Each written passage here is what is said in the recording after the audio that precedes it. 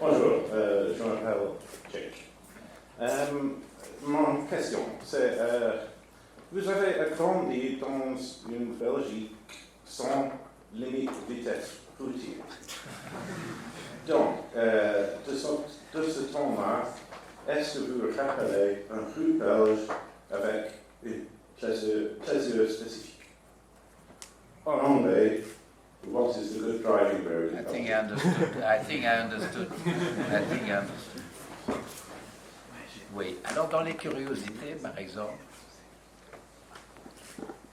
j'ai eu mon permis de conduire, qui n'existait pas en 1964. En 65, j'ai eu mon permis de conduire en conduisant des chars d'assaut. Et c'est assez inattendu d'avoir un permis de conduire pour conduire un char d'assaut et de pouvoir aller sur la route. Ça fait partie du service militaire et de ces choses inattendues. L'autre, oui, je n'ai pas... je sais pas... Je trouve que c'est un sujet délicat. Parce que si je dois commencer à énumérer les conneries que j'ai faites quand j'avais 20 ans et les records battus sur route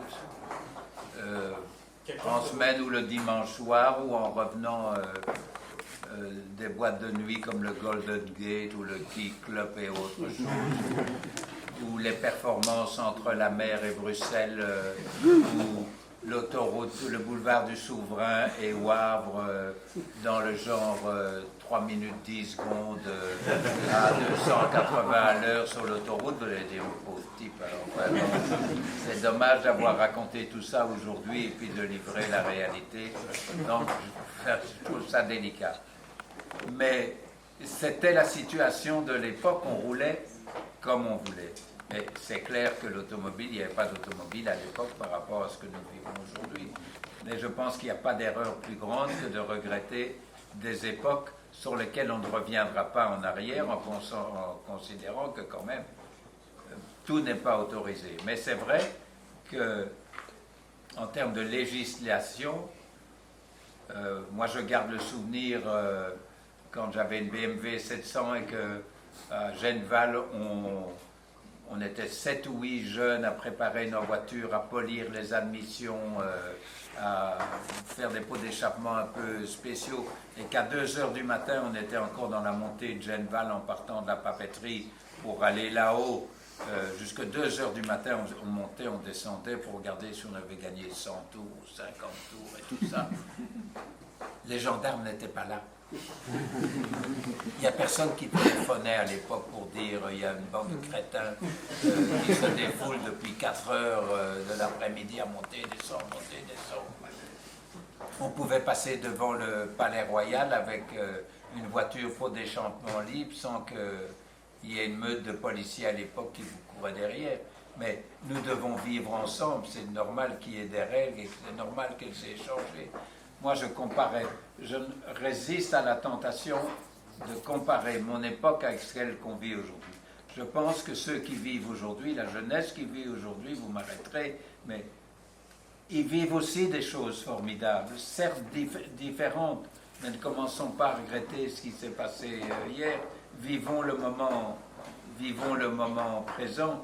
Et quand je dis ça, je ne peux pas m'empêcher d'avoir un pincement de cœur parce que je sais que c'est compliqué aujourd'hui. C'est compliqué, l'électricité, le carburant, sa rareté, ses prix, l'évolution... Je me lance, tiens. L'évolution des robots, de la technologie, de la robotique. Vous mettez un robot, c'est un emploi perdu. Oui, l'évolution, le modernisme, les voitures autonomes et compagnie. Mais qu'est-ce qui va nous rester quand on sera conduit intellectuellement par des voitures? Ça existera, c'est incontournable. Mais conduire une voiture et apprendre à rester attentif, être observateur, respecter les autres autour de soi, ça a de la valeur. Mais quand vous checkez vos valises, vous-même pour remplacer quelqu'un qui travaillait derrière ce poste-là avant. Chaque fois qu'on remplace par une machine un homme, c'est un job perdu. Or, je trouve que le boulot, garantir le travail à des individus dans une société, c'est la clé numéro un. Est-ce qu'on a ces perspectives aujourd'hui? Moi, personnellement, je ne trouve pas, mais peut-être vous allez me dire c'est formidable, tout, tant mieux. C'est plus ma vie, mais je me suis arrêté en Chine sur une dame qui devait au moins avoir 70 ans, qui remettait les bagages droits sur le tapis. Son job, c'était remettre les valises droites sur le tapis. C'est ça que je dis, vous pouvez voir ou ne pas voir. Elle avait un job, elle avait une motivation, mais où on va si vous n'avez plus la motivation d'avoir un emploi, la fierté d'être une mère de famille, un père de famille, avoir une responsabilité. Si vous n'avez pas ces perspectives-là demain, où on va, quoi? Où on va? Voilà le genre de réflexion qui m'anime.